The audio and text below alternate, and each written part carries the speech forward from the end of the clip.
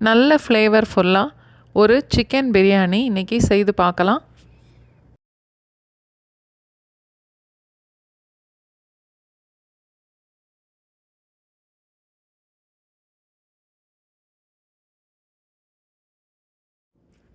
ஏதாவது ஒரு எண்ணெய் 75லேருந்து 80 ml வரைக்கும், நல்லெண்ணெய் தேங்காய் எண்ணெய் சேர்க்க வேண்டாம். 4 இல்லை 5 துண்டு பட்டை, 6 ஏலக்காய், 6 கிராம்பு, 1 ஸ்டார் அனைஸ்,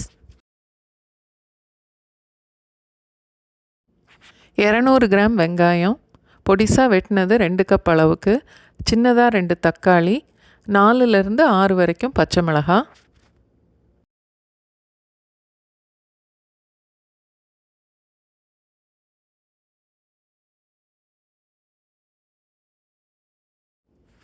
வெங்காயம் கொஞ்சம் கலர் மாறுற வரைக்கும் வதக்கிட்டு 7 இல்லை 8 டீஸ்பூன் அளவுக்கு இஞ்சி பூண்டு பேஸ்ட்டு சேர்க்கணும்.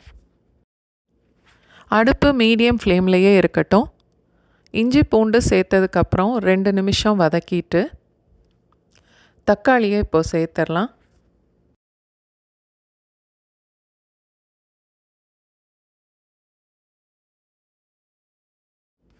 தக்காளியும் சேர்த்து 2-3 நிமிஷம் வதக்கினதுக்கப்புறம் 3லேருந்து 4 டீஸ்பூன் வரைக்கும் மிளகாத்தூள், மஞ்சத்தூள், மல்லித்தூள் எதுவுமே சேர்க்க வேண்டாம். மசாலாவுக்கு தேவையான உப்பு மட்டும் இப்போ சேர்த்தா போதும். 1 நிமிஷம் வதக்கினா போதும்.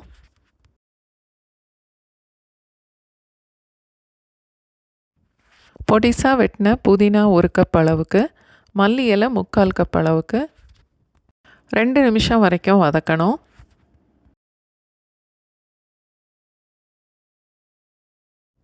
நல்ல கெட்டி தயிர் 3 டேபிள் ஸ்பூன் அளவுக்கு,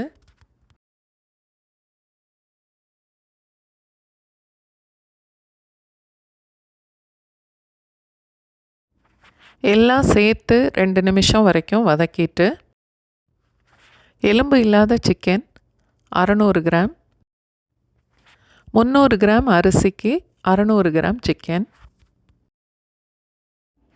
சிக்கன் மசாலாவோடு சேர்த்து ஒரு 2-3 நிமிஷம் வரைக்கும் வதக்கிட்டு மூடி போட்டு வேக விடணும்.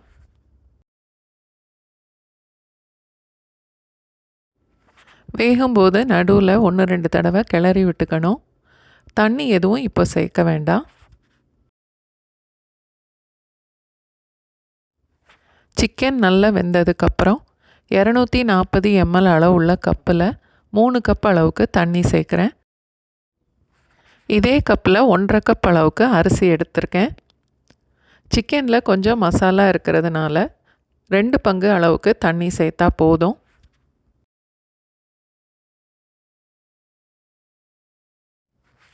தண்ணி நல்லா கொதித்ததுக்கப்புறம்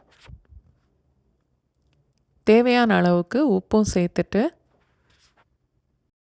1லேருந்து 2 டீஸ்பூன் வரைக்கும் எலுமிச்சம்பழம் ஜூஸ் சேர்க்கணும். இந்தியா கேட் கிளாசிக் பாஸ்மதி அரிசி 300 கிராம், 1/2 கப் அளவு 20 நிமிஷம் ஊற வச்சுட்டு தண்ணியை நல்லா வடித்து எடுத்துட்டு கொதிக்கிற தண்ணியோடு சேர்த்துடணும்.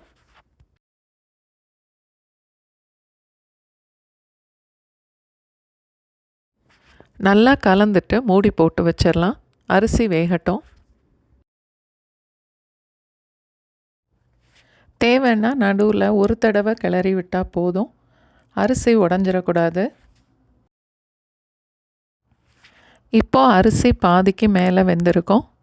தண்ணி எல்லாம் நல்லா வத்திருச்சு. இதுக்கப்புறம் தம் போடணும்.